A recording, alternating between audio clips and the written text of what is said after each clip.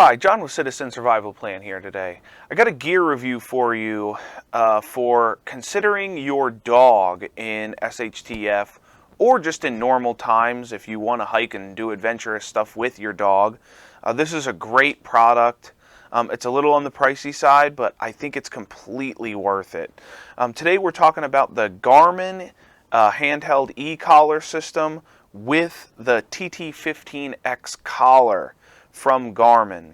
I chose this system to use with my dog because if you look at a lot of the other systems, they have monthly fees like the Halo and some of the other systems, or if you go to PetSmart or Petco or something, you typically will just get a collar that can shock and vibrate or tone your dog to listen. It doesn't offer any tracking or any other options to help you keep your dog on the trail or with you throughout the day. So there's no subscription fee, and I do not need cell signal to actually use the collar.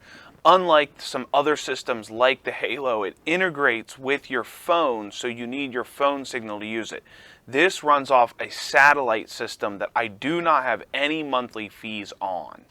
So let's just go over the collar first. I have it right here. This is the TT15X from Garmin. This offers you 9 miles of tracking. So your dog can get about 9 miles away from you. You should be able to track it for up to 9 miles. It is waterproof to 10 meters. You don't have to worry about them probably going that deep, but sometimes our dogs jump in the water and stuff, and they go through puddles and stuff, so nothing to worry about. This thing's gonna perform just fine. My brother's dog actually jumps in the water all the time with this thing on, and it has no issues. It's got 80 hours of battery life, and I have left it on a couple of times overnight and whatnot, and I'll wake up and it'll still pretty much have full battery the next day when we go on a walk.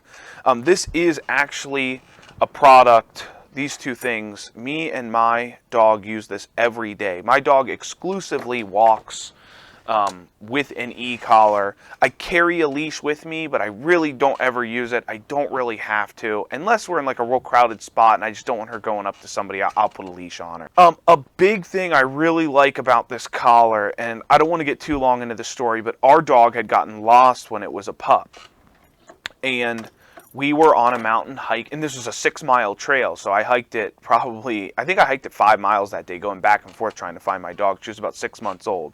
She was a blue tick coon hound, and she was with an older hound dog that had taken off on something, and she had ended up getting lost because the other dog came back and mine didn't.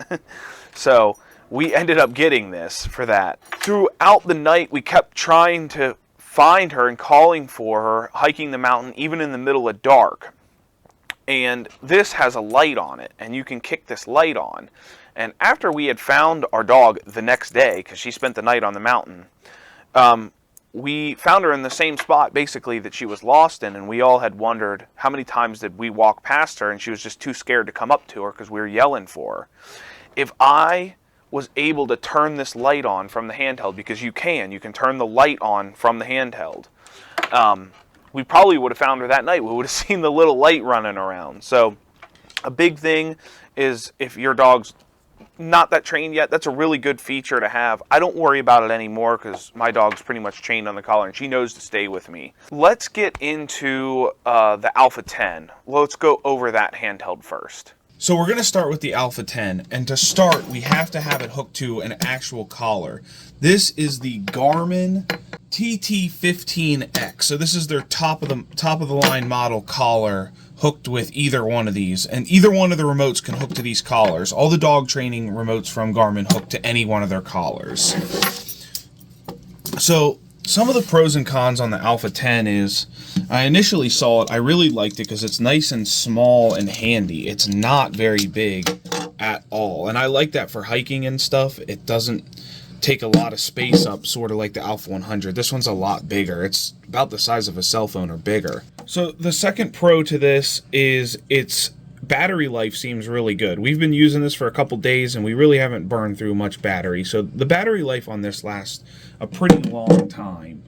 The construction is nice and durable on this. You could certainly drop it, get it wet, whatever. That's another pro. It is waterproof, and so is this one. All these are waterproof. All right, so let's get into the cons, because this is what absolutely kills this collar.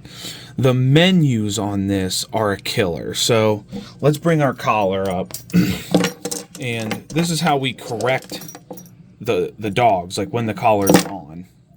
So you have to go over, and it's on hold, so unlock the buttons. We have tone, vibrate, continuous shock, or momentary. And if you put it on tone and go back to, this would normally show a direction and how many yards and an arrow pointing to where the collar is, whether he's 50 yards away or 75 yards away. It'll have an arrow and tell you the distance. So when you're on your distance screen, if you go to tone the collar and the dog doesn't listen, you have to go the whole way back into the menu, and think about how long this takes when your dog is running away after something. We'll go to momentary, and then we can actually hit shock on the collar. So this thing, if you have a hound dog running away or something, or you're hiking and your dog is now taken off and the beep is not doing anything, it takes so long to get through that menu to actually get to a corrective action for your dog when they're ignoring you. So not to beat the point to death, but on the Alpha 100, we have 3 buttons on the front of the collar. This is your tone, that's constant, and this is momentary. And I can click on this, and I could quickly change how much power I need to control the dog or not. And I don't know how this collar ever made it through R&D, if they ever use this with a dog, because why wouldn't they just put either 3 buttons there, or even 2? Even if I could just get tone or vibrate, and you could change the settings in there, and then shock. I need to go from vibrate or tone to shock very quickly. So the fact that this made it through R&D like that is just, it baffles me. I don't know how it did it. The last thing on these, and this goes for both of these units, and this drives me absolutely nuts with both of these collars. The clip that clips to your belt, it works good when it's on you. It's a swivel and then your belt clips into that. I have broken at least, and I'm not exaggerating, 10 of these clips. If you're walking through your doorway or something and you bump it and you have sideways pressure, it just falls to pieces immediately.